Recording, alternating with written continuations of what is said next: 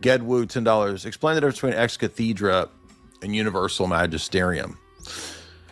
Right, so Roman Catholic theology from Vatican II and in other places, this is not very controversial. I have multiple Catholic dogmatic manuals that will say the same thing.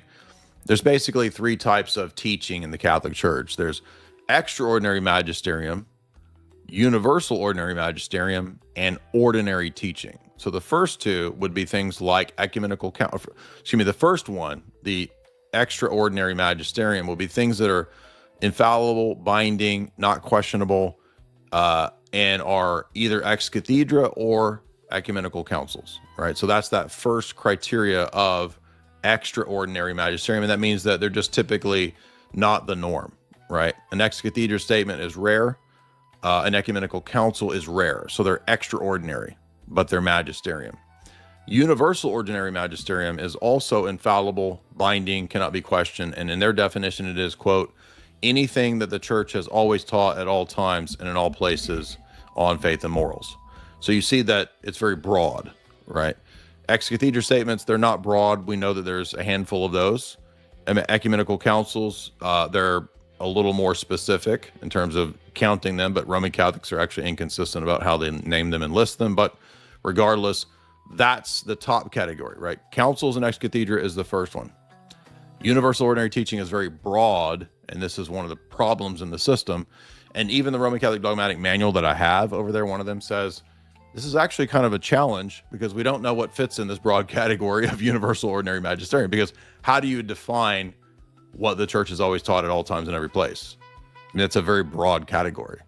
So for example, is the death penalty part of that? Well, it seems like it's pretty much taught at all times in all places pretty consistently for the most part until Vatican II, or at least the popes post-Vatican II. So you see the ambiguity in that second layer of universal ordinary magisterium, right? But remember, the first two are under the classification of binding, infallible, you can't question them, they're not wrong. The third lower category is called ordinary teaching, and this would be like the Pope's homilies, or this would be like your bishop's homilies, or your United States Conference of Catholic Bishop, right? Those would be ordinary teachings. When they teach on any matter, you're typically supposed to defer to those, right? So even though the ordinary teaching could be wrong, your local Roman Catholic bishop in their system could make theological mistakes. He could say something heterodox or whatever. And in their system, even though it's technically wrong, or the Pope could say something theologically wrong, you're supposed to submit with docility to the ordinary normative teaching of the Roman Catholic Church. You don't get in their canon law or in their system or in their moral theologies the freedom to accept and reject what ye list.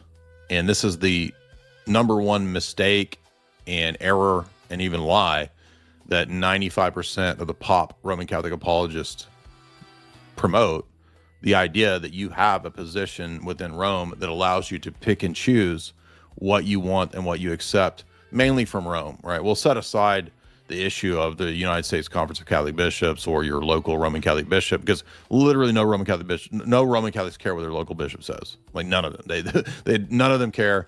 It's only about what Rome says.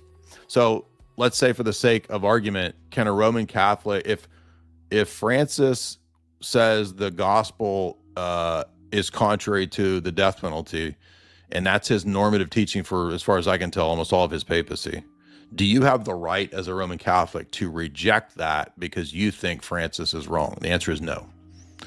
Even if it's not magisterial, even if Francis doesn't say, I pronounce this as ex-cathedra dogma for the entire church, you don't have the right to reject it, because their canon law says, even in non-magisterial teachings, you must submit with docility.